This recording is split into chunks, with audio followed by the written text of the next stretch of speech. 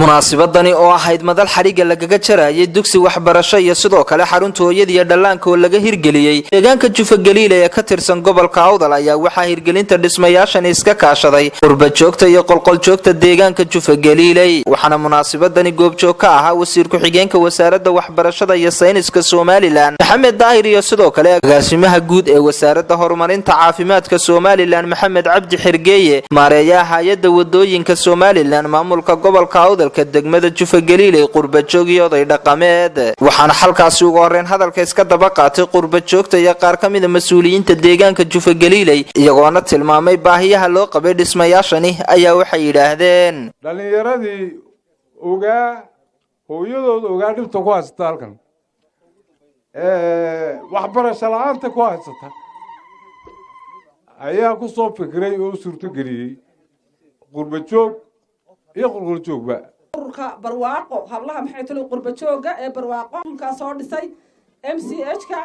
waxbay ku darsadeen madrasada masaajidka oo intii anigu matalaya dhammaan qurba jooga deegaankan oo ka kooban rag iyo dumarba oo muddo gaaban oo runtii sanad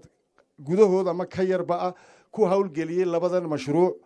aad iyo aad waxa maanta aan uga marxaatiyahay farxadda ka muuqata deegaanka arag muddo badan weeye waa maalin dad isxilqaamay ay cadeeyeen warkooga kartiyeed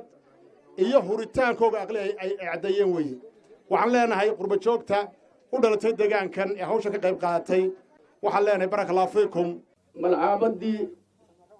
isgoolkii MCH kan taageeraynaa waxay qabteen qofku raadku tagayba iyo wuxuu wado sidoo kale waxa hadalka iska daba qaatay gudoomiye ku xigeenka gobolka Awdal Cabdiraxmaan Nuur Sugaal maareeyaha hay'adda wadooyinka Soomaaliland Cismaan Sheekh Cabdi agaasimaha guud ee wasaaradda caafimaadka Soomaaliland Maxamed Cabdi Xirgeeye wasiir ku xigeenka wasaaradda waxbarashada iyo sayniska Soomaaliland Maxamed Daahir waxayna dhamaantoodna sheegeen joogta iyo qolqol joogta beesha Jibraacin waxaan leeyahay aad baad mahadsantiin waxaad qabateen waxay dawlad qaban lahayd waxaan xusid mudan inaan u mahadnaqno qurba joogta iyo qolqol joogta maanta mashaariicdan ka qayb galay ee dhisay dadkuna waxa weeye uma kala socona deegaanku u wada isticmaali doonaa raf weyn iyo karaamo ayay noo tahay maanta inaan idinkala soo qayb galno furitaanka labadan mashruuc ee waaweyn oo ah laba mashruuc oo ay fulintooda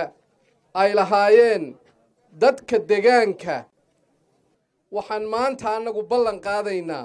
wixii nagaga aadan halkaa inaan ka qaban doono oo ay ugu horeeyaan inaan qalab wixii aan u helno meesha keenno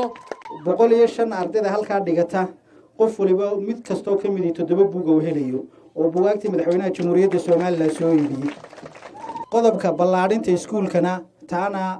waanu maxay ballan qaadanaa ugu dambeyntii waxa halkaas uu si rasmi ah xariga uga jaray wasiir ku xigeenka wasaaradda waxbarashada iyo sayniska Soomaaliland dugsigaasi cusub halka uu agaasimaha guud ee wasaaradda caafimaadkuna xariga ka jaray xarunta hooyada iyo dhallaanka ee deegaankaasi waa Cabsalaan Saaha telefishinka qaranka jamhuuriyadda Soomaaliland magaalada Boorama